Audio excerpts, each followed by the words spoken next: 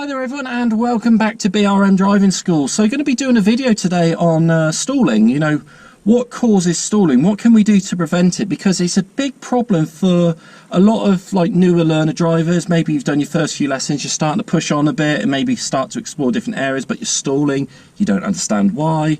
Or maybe you're someone that's just recently passed their test and you're driving your new car for the first time and you're not quite sure, why exactly am I stalling? So we'll go into, you know, what is causing this stall. So first things first is check, are you driving a petrol car or are you driving a diesel car? Because they do pull away differently, and your instructor should be teaching you to pull away in any vehicle. So most instructors do have diesel cars, but you're more than likely going to buy a petrol car once you've passed. And in a diesel car, you can sometimes pull away on just the clutch pedal, but even then you're at high risk of stalling, and that happens when your engine revs are too low. You know, I'll do an example here. So I turn on the car, and if I just grab this camera here and just put it on record. So I've just turned on the car here, and this car at an idle is about 800 revs. You know, most cars are about 800 to 1,000 revs when they're sat still.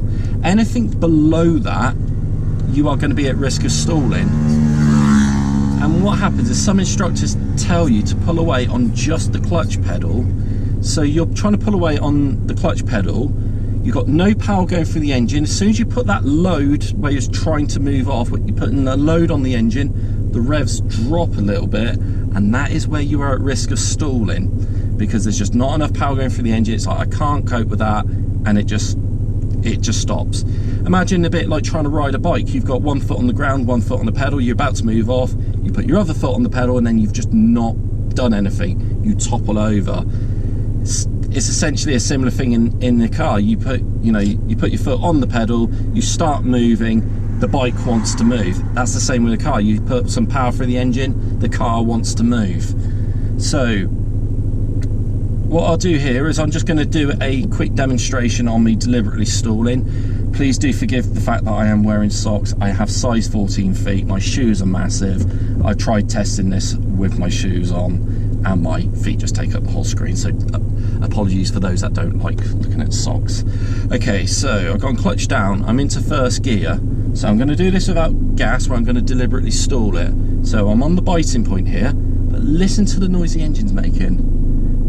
I wish you could feel it, but I could feel it in my leg. The car feels really tight. It feels like it's about to stall. The revs have just dropped by that little amount that I've just said. So I look around, just make sure no one's around, and I'm trying to pull away on no power. It doesn't really want to go, and then as soon as I bring the clutch up, there you go, it's stalled. It didn't do what I wanted it to do. So let's secure the car, handbrake on, into neutral.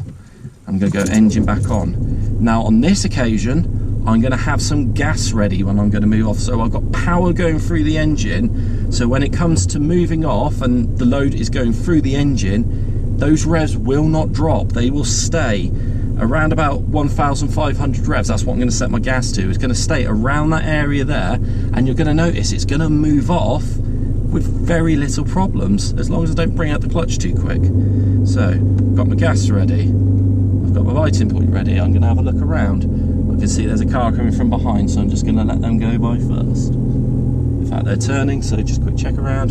So power back on, looking around, releasing the handbrake, and I'm just slowly bringing up the clutch, and it's done exactly what I wanted it to do. It's such a simple fix that not a lot of instructors actually teach. You know, they just say bring the clutch up, you know, or you brought the clutch up too fast, but they're not telling you if you have a bit of gas on, that's what's going to make it near impossible for you to stall.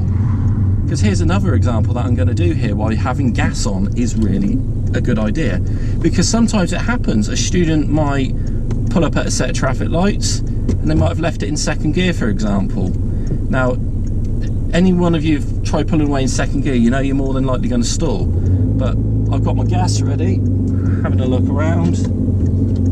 So now, because I've got the gas on, even though I'm in the wrong gear, that's how I've got away with it, by having power through the engine. If I didn't have any power through the engine on on that pull away, I would have 100% stalled.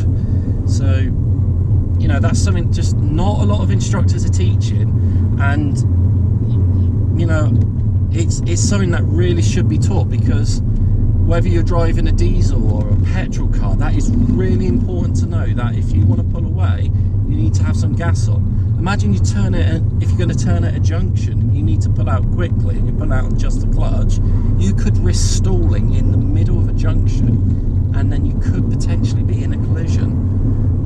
So, yeah, I'm just coming up to the end of this road. I'm going to be turning left. Now, I notice here is a slight slope, so I'm going to need power to pull away.